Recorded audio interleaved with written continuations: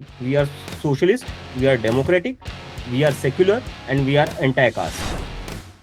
हे एक रुलिंग पार्टीचं नॅरेटिव्ह आहे की आंदोलन होण्याआधीच आंदोलनाला बदनाम करून टाका.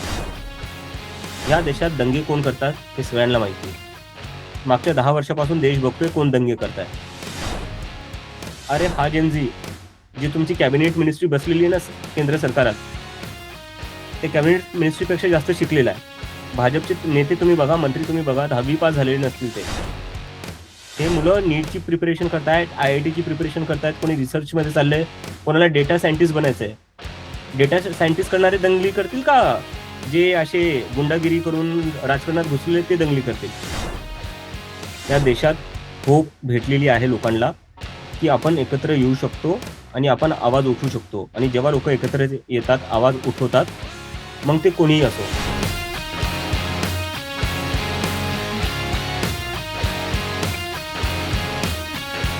मागील 2-3 दिवसापासून आपण बघत आहोत की सोशल मीडियावर तुफान असं काहीतरी वेगळं काहीतरी बघायला भेटत आहे. CJP म्हणजे कॉकरोच जनता पार्टी. तर त्या कॉकरोच जनता पार्टी उभारण्यामागे ज्याचं नाव आहे तो आपला मराठमोळा अभिजित दिपके आपल्यासोबत आहे. हाय अभिजित, लोकसत्तामध्ये तुझं स्वागत आहे. हॅलो अभिषेक. मला आधी सांग, CJP म्हणजे सोशल मीडियावर एका रात्री कॉकरोच जनता पार्टीने धुमाकूळ घातलाय बरं. तर तिथे अनेकांनी अजून हाच प्रश्न पडतो की फक्त सोशल मीडिया मीम हा ट्रेंड आहे की यामागे काही गंभीर राजकीय विचार पण आहेत? अभिषेक मला एक सांग, तू आज माझा इंटरव्ह्यू घेतोय ते फक्त एका सोशल मीडिया मीम मुळे घेतोय तू? नाही. तर उत्तर आपल्याला याच्यातच भेटेल, कारण की आता सोशल मीडियापेक्षा मोठं झालेलं आहे. नाही तर मी मागच्या 3-4 दिवसापासून 50-60 इंटरव्ह्यू दिले. मला का लोक विचारतील कोण आहे अभिजित दिपके, का बोलतील त्याच्यासोबत? फक्त एका सोशल मीडियावर एक मीम व्हायरल झालं म्हणून लोक बोलतील का? नाही ना, हे त्याच्यापेक्षाही खूप मोठं आहे. हा जी आजची यंग पॉप्युलेशन आहे आपली, जी जेनझी आहे, त्यांचा राग दिसून येतोय. आणि त्यांचा राग तुम्हाला याच्यावरच कळला पाहिजे. फक्त 4 दिवसात 94 लाख फॉलोअर्स इंस्टाग्रामवर जुडलेले आहेत. 94 लाख. थोड्या वेळ आधी बघितलं तर 10 मिलियन पण क्रॉस झालेले आहेत. सॉरी, 10 मिलियन झालं का? माझं तेच होतं. जेव्हा मी इंटरव्ह्यू मध्ये असतो आणि मी बघतो त्याच्यानंतर एकदमच किती असे 50 लाख वाढतायत, एक असं काही ना काही होतंय. बरं अभिजित, मला एक सांग, झुरळ म्हणजे कॉकरोच हा सहसा भीती किंवा घाणीचं प्रतीक मानला जातं, तुला माहितच आहे. पण तुमच्या राजकीय चळवळीसाठी जे तुम्ही म्हणताय की हे एक मुवमेंट आहे, एक चळवळ आहे, तर हेच नाव किंवा हाच लोगो का निवडला? म्हणजे यामागची नेमकी क्रिएटिव्हिटी किंवा आयडिया काय होती? आयडियाचं क्रेडिट तर मला आपले जे honourable chief justice of India आहे त्यांना द्यावं लागेल, कारण त्यांनीच हा शब्द वापरला देशातल्या युवांसाठी, की जे युवा बेरोजगार आहेत, आळशी आहेत, ज्यांच्याकडे काही काम धंदा नसतो, ते फक्त अशी किरकिर करतात की सगळंच खराब चालू आहे, हे चालू आहे. आणि सगळ्यात सिरियस गोष्ट याच्यात हे आहे की जे चीफ जस्टिस ऑफ इंडिया आहेत आपले, त्यांचा रोल काय आहे ह्या सगळ्या डेमोक्रेसीमध्ये? त्यांचा रोल आहे की तुम्ही संविधानाला जपून ठेवा. संविधानाला जपून ठेवा म्हणजे काय ते पुस्तक जपून ठेवा का? नाही ना. त्याच्यात जे अधिकार लिहिलेले ते जपून ठेवा. त्याच्यात बोलण्याचा अधिकार आहे, फ्रीडम ऑफ एक्सप्रेशन आपण ज्याला म्हणतो. तर जे चीफ जस्टिस ऑफ इंडिया, ज्यांचा हा ड्युटी आहे, ही ड्युटी आहे त्यांची, हा त्यांचा मेन रोल आहे या सगळ्या डेमोक्रेसीमध्ये, लोकतंत्रामध्ये, की त्यांनी लोकांचे अधिकार जपले पाहिजे. तेच लोकांच्या अधिकारांवर असा हमला करतील तर कसं चालेल? हे किती डेंजरस साईन आहे आपल्या डेमोक्रेसीसाठी. आणि दुसरी गोष्ट, कॉक्रोचेस का आणि आम्ही का, त्यांनी जरी वापरला असेल तर आम्ही का वापरला? आपल्याला हे समजून घ्यावं लागेल, कॉक्रोच कुठं असतात, कधी निघतात कॉक्रोच? जेव्हा खूप काही सडलेलं असेल, खूप काही घाण असेल, तिथं कॉक्रोच असतात. तर आपल्या देशातलं सिस्टम एवढं सडलंय ना सध्या, एवढं घाण झालंय ना, त्याच्यामुळे आता कॉक्रोच निघणार. कॉक्रोच निघतीलच आता, जिकडून तिकडून कॉक्रोच निघणारच, कारण की पूर्ण सिस्टमच घाण झालंय. बरं, हा ग्रुप विशेषतः ना जेनझी साठी, म्हणजे जेनझी जी पिढी आहे, तरुण पिढी आहे, त्यासाठी वेगाने वाढतोय. पारंपरिक जे आपले राजकीय पक्ष आहेत त्यांना जे जमलं नाही ते तुम्ही मला वाटतं 72 तासामध्ये करून दाखवलं. आणि आता जसं आपलं बोलणं झालं की 10 मिलियन तुझे फॉलोअर्स झालेले, म्हणजे कॉकरोच जनता पार्टीचे 1 करोड लोक झालेत ते. हो. तर म्हणजे तरुणांनी ते करून दाखवलं, जे काही पक्षांना नाही कळलं. तर मला एक सांग की आजचा तरुण या झुरळ ब्रँडकडे, म्हणजे कॉकरोच CJP कडे एवढा का आकर्षित होतोय? काय वाटतं तुला? याच्यात तुम्हाला एक गोष्ट समजून घ्यावं लागेल. सरकार तर आहेच, जी इन्सेन्सिटिव्ह झालेली आहे, बरं. जी लोकांच्या गरजांकडे बघत नाही, त्यांच्या समस्यांकडे बघत नाही, किंवा जेव्हा लोक काही मागताय सरकारकडून तेव्हाही त्यांच्याकडे लक्ष देत नाहीये. पण एकंदरीत पूर्ण राजकारण जर आपण बघायला गेलं, राजकारणात सध्या एकही असा पक्ष नाहीये जो ह्या मुलांबद्दल बोलतोय, 20-25 वर्षाच्या मुलांबद्दल. कोणता पक्ष आहे? मागच्या वेळेस जे तुम्ही ऐकलं, आता तू पत्रकार आहेस, तू माझ्यापेक्षा जास्त फॉलो करत असशील या सगळ्या गोष्टी, सगळ्या राजकारण्यांना. मला सांग, तुला एखादा तरी असा राजकारणी आठवतोय का, जो या 20 ते 25 वर्षांच्या मुलांबद्दल बोलतोय, त्यांच्या काय गरजा आहेत, त्यांच्या काय समस्या आहेत, त्यांच्या काय होप्स आहेत, हे समजून घ्यायचा प्रयत्न करतंय का कोणी? नाहीये कोणी असं आज. बरं. मग त्याचंच कारण हे झालं की हे लोक आता कॉक्रोच जनता पार्टी म्हणून स्वतःच यांनी मुव्हमेंट तयार केलेली आहे की आमचं जर तुम्ही ऐकणार नसाल, आमचं जर तुम्ही समजून घेणार नसाल, तर मग आम्ही आमचंच राजकारण सुरू करू ना मग. आणि जेव्हा आम्ही एकत्र होऊ तेव्हा तुम्हाला आमचं ऐकावंच लागेल मग. मला म्हणजे मी जसं आपण आपली बातचीत सुरू करायच्या आधी मी तुला बोललो की काल माझं डिस्कशन झालं माझ्याच काही मित्रांसोबत. तर त्यांचं एकंदरीत असं म्हणणं आहे की यामागे फंडिंग आहे. म्हणजे तू जसं याआधी सोशल मीडियाचं काम केलेलं आहे आपसाठी, आम आदमी पार्टीसाठी, तर आपकडून किंवा काँग्रेसकडून फंडिंग आहे या ग्रुपला, तेव्हाच एवढे फॉलोअर्स वाढत आहेत किंवा ह्या सगळ्या गोष्टी एवढ्या पसरत आहेत. काय म्हणजे तुला काय वाटतं त्या बाबतीत? मला हसू येते यावर, कारण की मला जर फंडिंग दिलं असताना मी सगळ्यात पहिली गोष्ट काय केली असती माहितीये का? मी अमेरिकेला आलेलो एज्युकेशन लोनवर. मी या भानगडीत नसतो पडलो. मी आधी त्या फंडिंग मधनं माझं लोन क्लिअर केलं असतं. आणि दुसरी गोष्ट, इथंच आपण सगळं चुकतो. कारण की जेव्हाही असं लोकांचा राग निर्माण होतो, जेव्हाही लोक एकत्रित येतात, आपल्याला आता लोकतंत्रावर एवढाही भरोसा नाही राहिलाय की कोणी पैसे न घेता संघटित होत आहे. कारण की आपण जे मागच्या 10-15 वर्षात पाहिले, त्याच्यामुळे आपल्याला असंच वाटतं की नाही, कोणी एकत्र संघटित होत आहे याचा अर्थ कोणीतरी फंडिंग देते. याच्या आधी भारतात असं नाही झालंय का? इमर्जन्सीच्या वेळेस फंडिंगच होती का सगळ्यांना? जेव्हा भारत स्वातंत्र्याची लढाई लढत होता तेव्हा फंडिंगच भेटत होती का? तसं म्हणायचं का मग आपण? तेव्हा लोक एकत्रित आले, इमर्जन्सीमध्ये एकत्रित आले. हे कसं वेगळं आहे? तुझं म्हणणं एकंदरीत असं आहे की युवकांना किंवा लोकांना एकत्रित येण्याची सध्या गरज आहे.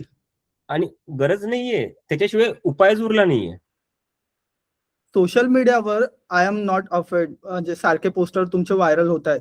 आजचा तरुण नेमका कोणाला आणि कशाला घाबरत नाहीये किंवा सीजेपी त्यांना कोणती नवी ताकद देत आहे, जे करून म्हणजे बरेच मी बघतोय जे सीजेपी ज्यांनी जॉईन पण नाही केले किंवा ज्याला फॉलो पण नाही करताय, ते पण लोक हे पोस्ट व्हायरल करताय किंवा त्यांच्या स्टोरीवर ठेवताय. काय वाटतं तुला, म्हणजे काही अशी नवीन ताकद देत आहे किंवा काय? सीजेपी काही नवीन ताकद नाही देते, ठीक आहे. सीजेपीने केलं काय? जर तू आजपासून 4-5 वर्ष आधी जर पाहिलं असेल, लोक बोलायला घाबरायची. बरोबर आहे. सोनम वांगचुक असो, दुसरं कोणी असो, जो कोणी बोलला त्याला तुरुंगात टाकले. तर लोक बोलायला घाबरायची. पण आता लोक ते असं ना घाबरून घाबरून थकले जातात. अजून किती म्हणजे असं गुदमरून जगणार यार? कधी ना कधीतरी बोलावंच लागेल. आणि जेव्हा सीजेपीने त्याच्यावर बोलणं सुरू केलं, तेव्हा मग ह्या सगळ्या तरुणांना वाटलं की आपल्याच वयाचा कोणीतरी बोलतोय. तर त्यांना वाटलं हा जर बोलू शकतो, तर मी का नाही बोलू शकत? सगळं तेच असतं. You just have to find someone who can speak so that बाकी लोकांना वाटेल हा जर करू शकतो ना, तर मीही करू शकतो. तर ती भीती संपून जाते जर आपल्याला दुसरं कोणी दिसलं तर. आणि सीजेपी सोबत तेच झालेलं आहे. बरं, मला एक सांग अभिजित, म्हणजे तू जसं आता बोलला की जर कोणी बोललं तर त्याचा आवाज दाबण्यात येतो किंवा त्याला शांत करण्यात येतं. सीजेपी आता 3 दिवसात तू पण बघतोय की काय फॉलोअर्स वाढतायत, काय व्हायरल होत आहेत गोष्टी. असं तुमच्यासोबत काही होत आहे का, म्हणजे आवाज दाबण्याचा प्रयत्न किंवा काही असं? अकाउंट हॅक करण्याचे प्रयत्न चालू आहेत, दिसते. हे मला दर 5 मिनिटाला 10-10, 12-12 लिंक येऊ लागल्या की तुमचं पासवर्ड रिसेट करा. याचा अर्थ कोणीतरी दुसरीकडे बसून या अकाउंटचा पासवर्ड रिसेट करायला बघतोय. हा तर म्हणजे यांचा पहिला स्टेप आहे अकाउंट हॅक करायचा. जर अकाउंट हॅक नाही झालं तर काय करतील? अकाउंट बॅन करून टाकतील. जसं 1 महिन्या आधी आपण पाहिलं किती लोकांचे अकाउंट यांनी बॅन केले होते. तर आता अकाउंट हॅक नाही होते, तर हा पुढचा स्टेप यांचा असणार आहे अकाउंट बॅन करायचा. पण माझं एक आहे की चला तुमच्याकडून अकाउंट जरी हॅक झालं, जरी बॅन झालं, ह्या तरुणांमध्ये जो राग आहे तो तुम्ही हॅक करू शकणार आहे का? त्याचं काय करणार तुम्ही? अकाउंट घेऊन टाकसाल तुम्ही, ठीक आहे. तरुणांचा राग तर राहिलच ना.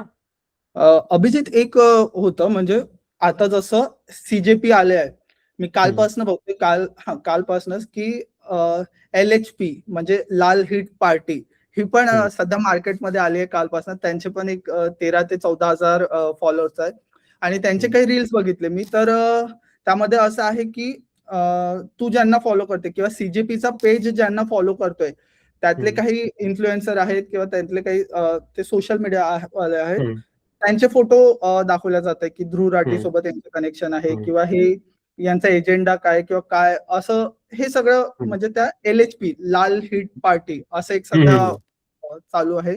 त्यावर काय सांगशील तू? नाही, त्यांना करू देते, मला काहीच हरकत नाहीये. पण त्यांच्या मागे लोक निघतायत का ते ठीक आहे, ते त्यांच्या इकोसिस्टमला खुश करण्यासाठी करतायत ते. पण त्यांचं इकोसिस्टम आहे किती? त्यांचं इकोसिस्टम पब्लिकचा मूड आहे का? पब्लिकचा मूड कुठे आहे? पब्लिकचा मूड 94 लाख फॉलोअर्स वरनं दिसतोय की कुठे?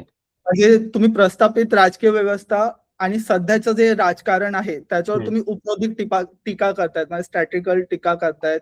तुम्हाला सध्याच्या राजकीय पद्धतीत म्हणजे काय मोठा बदल हवाय किंवा ते पक्षच नकोय असं काही झालंय किंवा काय बदल घडवून आणायचा तुम्हाला? नाही, आम्हाला हे आहे की आम्हाला जी चिंता आहे ती भारताच्या लोकतंत्राची आहे, डेमोक्रेसीची आहे.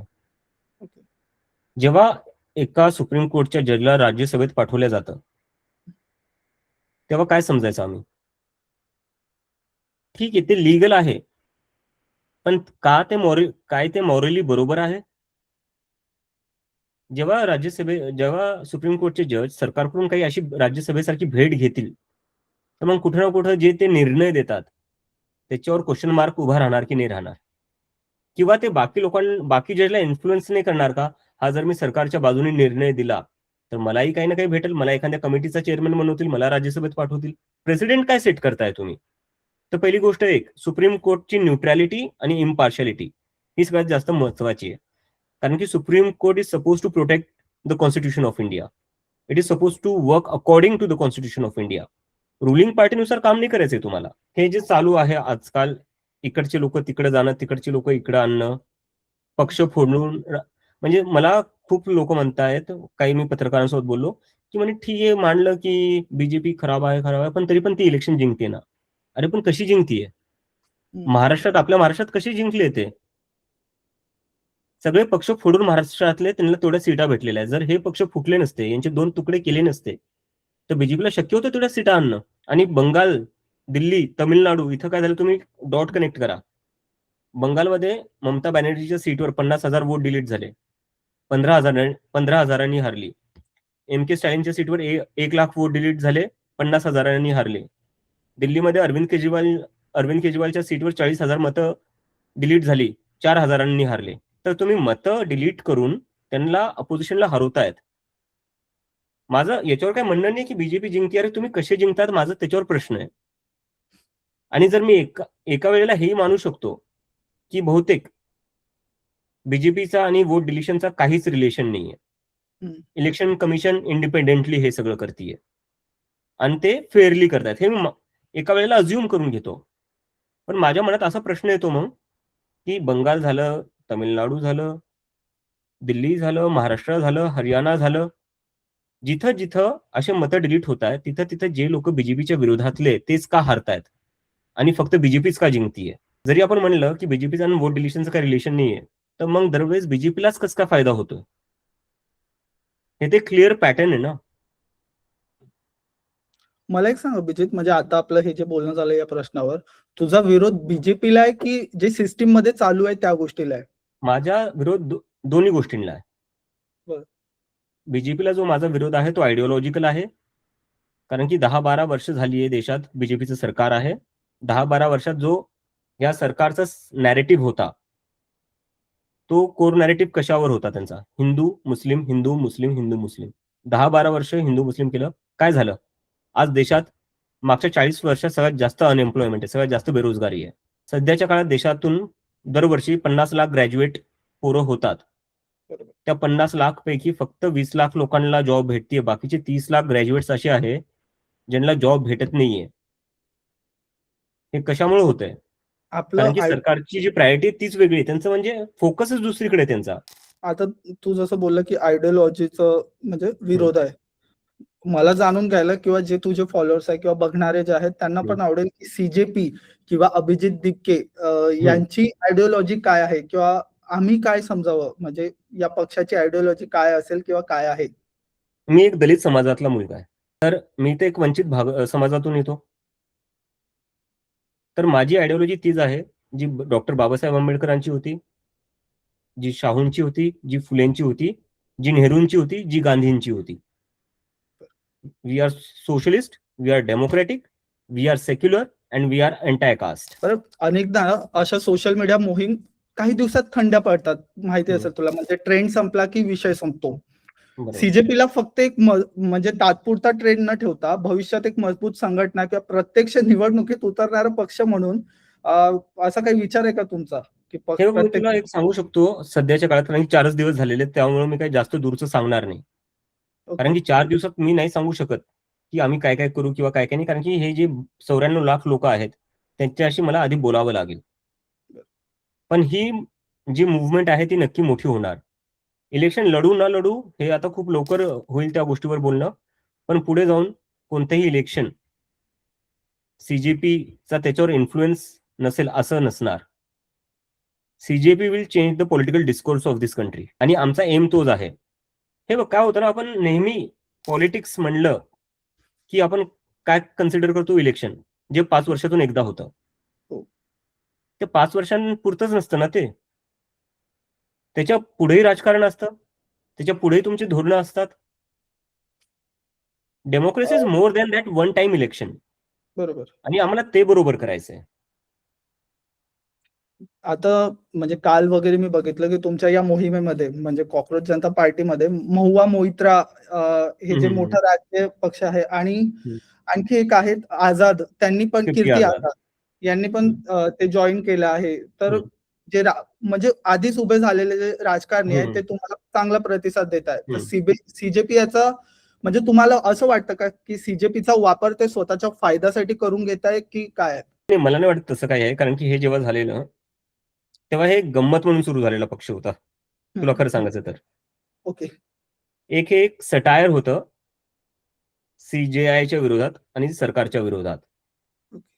पण जसा प्रतिसाद आम्हाला भेटत गेला त्याच्यानंतर आता आम्हाला असं वाटलं नाही आता इतक्या लोकांचा प्रतिसाद भेटतोय तर आता सिरियसली काहीतरी करावं लागेल. आता ते एक सटायर राहिलं नाही, this is no longer a joke, this is a serious movement now. बरं, जसं मी तुला सांगितलं की लाल हिट आलाय, LHP म्हणून, LHP पार्टी हे पण आलाय. तर डिजिटल स्पेस मध्ये हे चालू असतं, ट्रोलिंग आणि वाद हे उघड नसतं. तर सीजेपीला कॉक्रोच म्हणून हिनवणारे पण असतील किंवा निवड म्हणजे पोरखेड आहे, जसं तू आता बोललो की गंमत म्हणून ते सुरू केलेलं आहे. तर असं म्हणणारे जे ट्रोलर्स आहेत तर त्यांना काय उत्तर असेल? नाही, मला त्यांच्या तुम्हाला जे करायचंय ते करा. तुमचा आवाज मी दाबायचा प्रयत्न करणार नाही. माझं त्यांना फक्त एवढं उत्तर आहे की तुम्ही जे करताय ना ते आमच्यापर्यंत पोहोचतही नाहीये. कारण की आमच्याकडे 94 लाख लोक आहे, आमच्यासमोर त्याच्याच गोष्टी दिसत आहेत आणि त्यांचेच मुद्दे दिसत आहेत आणि ते वैतागलेले आहेत या व्यवस्थेला. तर मला तर आज माहिती झाला असा कोणता पक्ष निघालाय तू सांगितल्यावर. मला सिरियसली माहिती नव्हतं. आता तू याच्यावरच विचार कर, म्हणजे मूड कुठे लोकांचा. बरं, सरन्यायाधीशांच्या एका वक्तव्यानंतर या वादाला तोंड फुटलं होतं. एका यंत्रणेसमोर किंवा व्यवस्थेसमोर उभे राहताना एक तरुण म्हणून कधी तुला दडपण येत आहे का? म्हणजे 3 दिवसात 4 दिवसात एवढं सगळं फॉलोअर्स आले किंवा एक असं चालू आहे, म्हणजे तुमचीच चर्चा चालू आहे, व्हायरल होत आहेत व्हिडिओ, तर तुला असं काही भीती वाटते किंवा दडपण येत आहे का? नाही, मला भीती किंवा दडपण नाही वाटत. मला वाटतं आता माझ्यावर मोठी जबाबदारी आहे. ओके. कारण की मी जे सुरू केलेले त्यामुळे हे लोक जुडलेले आहेत. आता माझ्यावर मोठी जबाबदारी आहे की हे लोक ज्याच्यासाठी जुडले ते मी सार्थक करावं. बाकी भीती तर काय वाटणार? भीती तेव्हा वाटते माणसाला जेव्हा माणसाला माहिती नसतं काय होणार आहे. बरोबर. ह्या सरकारच्या 10-12 वर्षामध्ये आपण पाहिलंय की जे ह्या सरकारच्या विरोधात बोलतं त्यांच्या विरोधात काय केलं जातं, केसेस केले जातात किंवा त्यांना तुरुंगात टाकलं जातं. ते मला माहिती आहे, ते मी भरपूर लोकांची उदाहरणं पाहिले. सोनम वांगचुकला आता 6 महिने यांनी जेलमध्ये ठेवलं होतं. तर जेव्हा तुम्हाला असं माहिती असतं ना सगळं, then you are mentally prepared. तर तुम्हाला भीती नाही वाटत, कारण तुम्हाला माहिती आहे ते. आणि जेव्हा तुम्हाला माहिती आहे की असं होतं आणि तरीही तुम्ही बोलतात, याचा अर्थ तुमची भीती संपलेली आहे ना. तर मी आज बोलतोय एवढं मला माहिती असून पण की हे लोक काय करतात त्याचा अर्थ मला यांची भीती नाही वाटत. बरं, आजचा जेनझी जो आहे म्हणजे जे युथ आहेत ते लाईक आणि शेअर करण्यासाठी तात्पुरते मर्यादित आहे असे पण आरोप होत आहेत. म्हणजे ते जमिनीवर राहून किंवा जमिनीवर येऊन काम करत नाही. लाईक शेअर करणं, स्टोरी ठेवणं, रील्स बनवणं इथपर्यंत ते मर्यादित आहे असे म्हणजे आरोप होत आहेत. तर सीजेपीचे जे लाखो व्हर्च्युअल आहे म्हणजे फॉलोअर्स आहेत, जे सदस्य आहेत ते उद्या म्हणजे जे काही तुम्ही म्हणताय जी मुवमेंट तुम्ही उभी करताय तर त्या बदलासाठी तुम्ही रस्त्यावर उतराल का? नक्कीच. आणि आम्ही एकदम शांतपणे उतरू, जे संविधानाच्या हद्दीत असेल आम्ही तेच करू. आणि आपल्याला हे बघावं लागेल की आजपासून 5 वर्ष आधी लोक बोलायलाही तयार नव्हते. लोक बोलायला घाबरायचे. आज 94 लाख लोक बोलतच नाहीये, टिंगल उडतायत सरकारची. मी एवढा बघितलं दूरचा होतं. प्रवास एवढा दूरचा प्रवास केलेला आहे या लोकांनी. हीच खूप मोठी गोष्ट आहे सध्या. बरोबर. तू काल एक पोस्ट पण टाकली होती की बरेच पत्रकार मित्र जे आहेत ते तुला विचारतायत की जर आंदोलन किंवा असं काही झालं तर तुम्ही नेपाळ किंवा बांगलादेश सारखं करणार का? आणि त्यावर तू उत्तर पण दिलंय. तर बरं म्हणजे तू जर आहेस, तू जर तो ग्रुप तयार केला आहे, तू म्हणतोय असं. पण ग्राउंडवर काय होतं किंवा ग्राउंडवर जे लोक, तू 94 लाख लोकांना नाही ओळखत ना, त्यांची काय मानसिकता आहे नाही, किंवा बरोबर. अगदी बरोबर, अगदी बरोबर. तर त्यांनी जर असं केलं तर या गोष्टीला जबाबदार कोण? कारण की मी आपण कालपासून आपण असं गृहीत का धरतोय की असं करतील? नाही, आपण नाही. का पण गृहीत धरतोय? या देशात मला सांग, पहिल्यांदा आंदोलनं झाली आहेत, होणार आहेत का? पहिल्यांदा लोक रस्त्यावर येत आहेत? मला आपण वाटतं का यावेळेस का गृहीत धरतोय आपण? जेनझी लोक जे एकत्र येत आहेत, तर हे पहिल्यांदाच असं होत आहे. जेनझी म्हणजे कोण? जे लोक 20 वर्षांचे असतात, बरोबर? बरोबर. इमर्जन्सीच्या वेळेस अटल बिहारी वाजपेयींचं वय काय असेल, नितीश कुमारचं वय काय असेल, ते स्टुडंट्सच होते. इमर्जन्सीमध्ये सगळं स्टुडंट्स लोकांनीच प्रोटेस्ट केलेलं. तर मग ह्या लोकांना आपण असं वेगळ्या नजरेने का बघतोय? म्हणजे मला असं वाटतं ना, हे कुठं ना कुठं हे एक रुलिंग पार्टीचं नॅरेटिव्ह आहे, की आंदोलन होण्याआधीच आंदोलनाला बदनाम करून टाका. म्हणजे कोणी आंदोलन करणारच नाही किंवा आंदोलन करणाऱ्यांवर कोणी भरोसाच ठेवणार नाही. मी तुला खरं सांगतो, मी या लोकांशी बोलतोय, या पोरांशी. खूप समजदार लोक आहेत, खूप हुशार लोक आहेत आणि हे एवढे हुशार आहेत ना, हे मला सांगताय, की आपण जे काही करू ना, संविधानाच्या हद्दीतच राहूनच करू आणि आपण शांतपणे करू. कारण की आपण जर एकही जरी चुकी केली, तर ह्या लोकांना कारणच भेटेल सांगायला, की हे लोक गुंडागिरी करतात. आणि मला एक प्रश्न सांग, या देशात दंगे कोण करतात हे सगळ्यांना माहिती आहे. मागच्या 10 वर्षापासून देश बघतोय कोण दंगे करताय. भरपूर दंगे झाले देशात. कोणाची सरकार होती आणि कोणी दंगे केले हे सगळ्यांना माहिती आहे. आणि हा जेनझी जो आहे ना, ज्याला तुम्ही असं बदनाम करायला बघतायत, गृहीत धरून चालतायत, की नेपाळ आणि बांगलादेश सारखं होईल. अरे हा जेनझी, जी तुमची कॅबिनेट मिनिस्ट्री बसलेली आहे ना केंद्र सरकारात, ते कॅबिनेट मिनिस्ट्रीपेक्षा जास्त शिकलेला आहे. भाजपचे नेते तुम्ही बघा, मंत्री तुम्ही बघा, 10वी पास झालेले नसतील ते. हे मुलं नीटची प्रिपरेशन करतायत, IITची प्रिपरेशन करतायत, कोणी रिसर्चमध्ये चाललंय, कोणाला डेटा सायंटिस्ट बनायचंय. डेटा सायंटिस्ट करणारे दंगली करतील का जे असे गुंडागिरी करून राजकारणात घुसले ते दंगली करतील? हे पण बघावं लागेल ना आपल्याला. आपण गृहीत धरून का चालतोय? सीजेपीचा जाहीरनामा आलाय, मॅनिफेस्टो पण आलाय. पण आणखी जर काही जसं निवडणुकीत उतरलंच, अगदी चल उतरलेच तुम्ही, तर त्यातले पहिले 3 मुख्य मुद्दे कोणते असतील जे तरुणांच्या हिताचे असतील? तरुणांचे हितांचे तर म्हणजे आता तसं बोलायला रोजगार सगळ्यात मोठा मुद्दा आहे सध्या. तो रोजगार निर्माण, कारण की आज आपल्या देशात मागच्या 40 वर्षात सगळ्यात जास्त बेरोजगारी आहे. तर मला वाटतं रोजगार. आणि दुसरं म्हणजे तरुणांना ना एक लोकतंत्र देश पाहिजे. जर अशा देशात जिथं तरुण बोलतो त्याला जर कॉकरोच आणि पॅरासाइट तुम्ही म्हणत असाल, तर हा तरुणांचा मुद्दा नाही आहे का हा? त्यांचा तुम्ही किती अपमान करताय. त्यांना तुम्ही अशी किड्यांसारखं बघताय तुम्ही. पण त्यानंतर अभिजित मला वाटतं त्यांनी माफी पण मागितली की हे मला बरं वक्तव्य झालं तू हा विषय काढला. मला याच्यावर बोलायचं होतं. मी माझ्या डोक्यातून निघून गेलो होतो. ते काय बोलले? मी सगळ्या तरुणांना नव्हतो बोललो. मी फक्त त्या तरुणांबद्दल बोललो, जे बोगस डिग्री घेऊन किंवा ज्यांच्याकडे डिग्री नसती, ते असं करतात. आता मला सांग अभिषेक, आपला भारत देश 80 करोड लोकांना ही सरकार धान्य देते. याचा अर्थ 80 करोड लोक गरीब आहेत. बरोबर? बरोबर, बरोबर. 60 ते 70% लोक आज पण ग्रामीण भागात राहतात. ग्रामीण भागातला जेनझी काय काम करतो? तो कामगार म्हणून काम करतो. कन्स्ट्रक्शन साईटवर जातो, वीटभट्टीवर जातो, कुठं शेताचं काम करत असेल. त्याच्याकडे आहे डिग्री. त्याच्याकडे डिग्री असली डिग्री असती तर पण त्यांनी ते मला काम वाटतं केलं असतं. डिग्री असलेले पण काही आहेत जे म्हणजे ते काम नाही, नाही. करतात. ऑफकोर्स असतातच. पण भरपूर लोक ह्या देशात असे आहे ज्यांच्याकडे नाहीये तेवढे पैसे की ते एक डिग्री अर्न करू शकतात, फॉर्मल एज्युकेशन घेऊ शकतात. आदिवासी लेकरांचं काय असतं? असती किती लोकांकडे डिग्री असते त्यांच्या समाजात? तर आदिवासी लोकांकडे जर डिग्री नसेल तर ते आपला आवाज नाही उठवू शकत, त्यांना बोलायचा अधिकार नाहीये, हे म्हणायचंय का त्यांना? कारण की संविधानात तर म्हणलेलं आहे, तुमचं शिक्षण काही असो, तुमचं सोशल स्टेटस काही असो, प्रत्येकाला बोलायचा अधिकार आहे. प्रत्येकाचे अधिकार सामान्य आहेत. सीजेआय कसं काय संविधानाच्या एकदम उलट बोलू शकतात?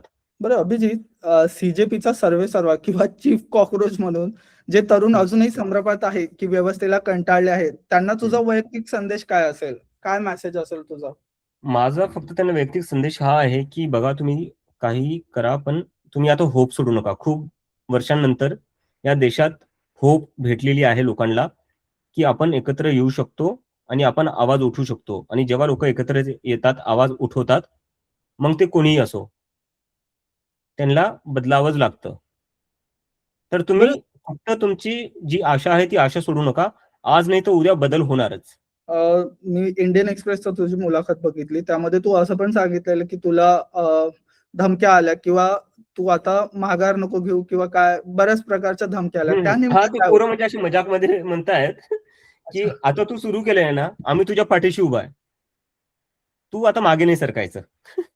तर त्यांचं त्यांचं पण तेच आहे की अरे, ते मला म्हणतायत की आम्ही होप सोडून दिल्या होत्या की या देशात असं काही होऊ शकतं. बरं घरच्यांना माहिती आहे का की जे कॉकरोच पसरत आहेत देशभरात तो आपलाच मुलगा आहे म्हणून असं काही? घरच्यांना 3 दिवसानंतर जेव्हा बातम्यांवरनं घरच्यांना कळालं, मी काही सांगितलं नव्हतं. कारण की मी जर सांगितलं असतं तर म्हणजे मला एक आहे की घरच्यांना सांगितलं म्हणजे घरच्यांना ती धास्ती लागते, काळजी असते नेहमी. तर हं. मी काही सांगितलं नव्हतं. पण आता बातम्यांवर जिकडे-तिकडे चालू आहे, तर घरच्यांना माहिती झालेलं आहे. तर घरच्यांचं आई थोडी काळजी करते की तू कशाला असं करतोय, हे ते. पण म्हणलं कोणाला तरी करावं लागेल. देशभरात तू आता दुसरीकडे आहेस, पण तरी माहिती असेल की आसाम झालं, अरुणाचल हं, प्रदेश, राजस्थान, मध्य प्रदेश, छत्तीसगड, हं, उडीसा आणि हं, आपल्या इकडे पालघर झालं. या ठिकाणी बरेच आंदोलन चालू आहेत. जसं हं, तू बोलला की आदिवासी लोकांना शिक्षण हं, नाही किंवा हे, पण हं. त्यांच्या जमिनीच्याच विरोधात बरोबर. आंदोलन. आता काही दिवसाआधीच बहुतेक नाशिकवरनं पण एक मोर्चा निघालेला होता या हं, संदर्भात. तर असे काही जे मोठे आंदोलन होत आहे, जे समाज माध्यमांवर येतच नाहीये. हं, हं, हं, आता मी हे इथे बोलतोय, पण हं. हे येतच नाही समाज माध्यमावर. देशभरात असे आंदोलन चालू आहे. तर बरोबर. अशा काही आंदोलनाला सीजेपीचा सपोर्ट असेल का? किंवा तुम्ही त्याकडे कसं काय करणार? नक्की आमचा सपोर्ट असेल. जेही वंचित लोक असतील, शोषित लोक असतील, ज्यांच्यावर ही सरकार अन्याय करत असेल, त्यांचं आम्ही नेहमीच समर्थन करू. पुढचं पाऊल काय वाटतंय सीजेपीचं? पुढचं पाऊल आता आम्ही सगळ्यात आधी लोकांना बोलणार आहेत की त्यांच्या समस्या ह्याच आहेत की आमचं कोणी ऐकून नाही घेत, एकही पक्ष ऐकून नाही घेत. तर पहिली जिम्मेदारी ही आहे की त्यांचं ऐकून घ्यावं, त्यांचं समजून घ्यावं आणि त्याच्यावर आम्ही पुढची आमची स्ट्रॅटेजी ठरवू. तुमचं असं ग्रुप वगैरे काही असं ठरलेलं आहे, की आता कोण-कोण काय आहे, काय नाही? जसं तू चालू आहे, ते फाउंडर. चालू आहे. पण मी जसं म्हणतोय की 3-4च दिवस झालेले आहेत. तर आता it is very early to give any details out. अजूनही गोष्टी चालू आहे प्रोसेसमध्ये. तर आम्ही तुम्हाला लवकरच सांगू.